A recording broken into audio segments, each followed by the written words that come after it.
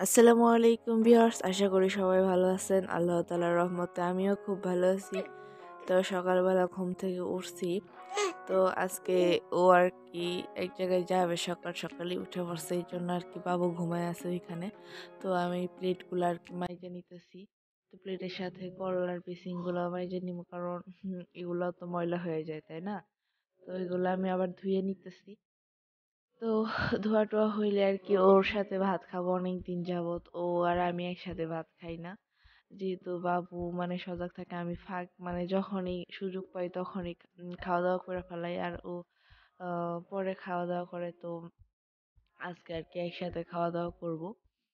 তো এইগুলোই আর কি দ্রুত করতেছি।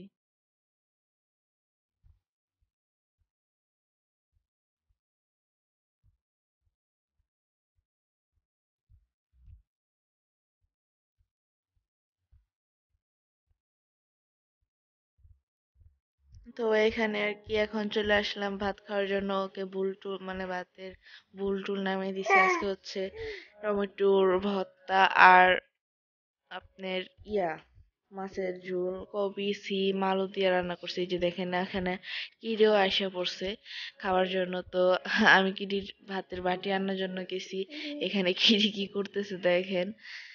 তো ভাতের বাটি এনে আর কি কিরির ভাতের বাটিতে ধুইতেছি। ধোয়ার পরে আবার ও বলতেছে লবণটা দাও, তো আমি লবণটা দিলাম। তো এখন আমি বলতেছি যে দেখো, তরকারি থেকে একটু মাছ নিয়ে কিটিকে মাখায় দাও। তো ও মাছ খুঁজা কিটিকে মাখানোর জন্য মাছ খুঁজতেছে। তো অবশেষে একটা মাছ পাওয়ার পরে ভাত দিয়ে কিটিকে মাখায় দিতেছে। তো যে কেউ খাক, খাইলেই এমন করে। আমার শ্বশুর শাশুড়ি খাইলেও এমন করে। কালকে ওনারা খাইতেছিল, তো সকালবেলা আমরা তো একটু দেরি করেই খাই, কারণ বাবু সজাগ থাকে আর ওরা ঠান্ডার জন্য বার হই না। তো খাইতেছিল, তো বারবার ঘুর ঘুর করতেছিল পিছন পিছন খাওয়ার জন্য। তো বারবার করতেছিল। তো এখন আমি ভাত নিয়ে নিতেছি খাওয়ার জন্য।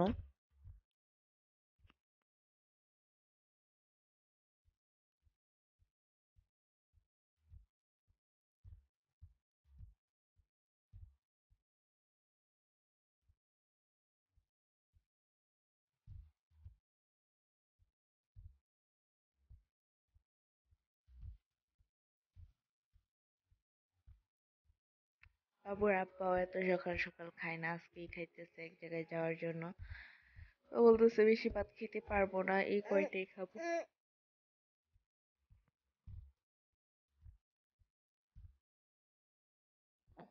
তো বাবুর আব্বার খাওয়া দাওয়া শেষ, শুধু আমার আর কিরির খাওয়া দাওয়া রয়েছে।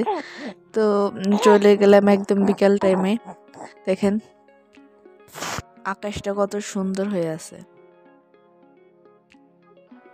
তো এখানে চলে আসলাম আর কি বাবুর কাপড়গুলা নেওয়ার জন্য। কাপড়গুলা শুকিয়ে গেছে, তো এগুলা নিয়ে আর কি বাস করব। তো আজকে আলহামদুলিল্লাহ রোদ উঠছিল। তো বাবুর কাপড় চোপড় যে যতটুকু শুকানো যায় আর কি, যেখানে যেখানে লেড়ে। তো এখানে একটা দড়ি টাঙাছিলাম, তো দড়িগুলা দেখেন কি নেচা হয়ে গেছে। তো আবার আমাদের লাউ গাছের গুঁড়ির মধ্যেও বাবুর কাঁথা কাপড় সব শুকাইতে দিই, আর যেগুলো শুকায় না সেগুলা রোদ্রে আরও রাইখে দেওয়ার জন্য রেখে দিছি। তো ঘরে আইসা দেখি বাবুর বাবা আর বাবু খেলা করতেছে। তো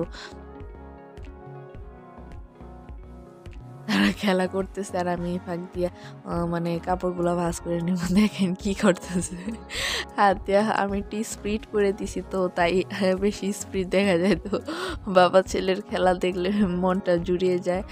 তো অনেক সময় ও আর কি বলতো যে ওর মেয়ে অনেক পছন্দ, ওর মেয়ে হয়েছে না কেন, ওর ছেলে ভালো লাগে না, ছেলেকে বেশি ভালো লাগতো না, বা ছেলের জন্য মন মানে করতো না। এখন যখন একটু বড় হয়েছে, তো ছেলের সাথে খেলা করে।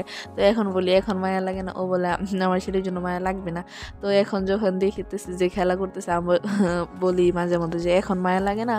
তো ও আর কিছু বলে না, চুপ করে থাকে। তো প্রথম প্রথম এমন বলে অনেকেই, অনেকেই মেয়ে হলে এমন বলে। তো ওর মেয়ের অনেক শখ ছিল, তো আল্লাহ তালা ছেলে দিছে। তো ওরা বাবা ছেলে মিলে খেলা করতেছে। ওদের খেলা দেখলে মনটা আসলে অনেক ভালো হয়ে যায়। তো হাত দিয়ে নাড়াচাড়া করতেছে। তো দেখেন কেমন করতেছে, আর আমি ওদের খেলা দেখতেছি আর কাপড়গুলো বাস করে নিতেছি।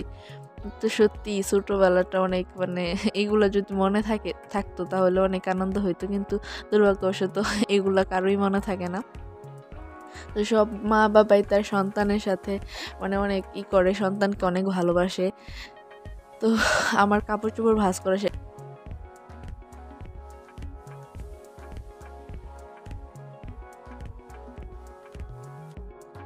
তো আজকের ভিডিওটা এ পর্যন্তই। আশা করি সবার কাছে ভালো লাগছে। ভালো লাগলে অবশ্যই একটা লাইক করে দিবেন, কমেন্ট করবেন, বন্ধুদের মাঝে শেয়ার করবেন।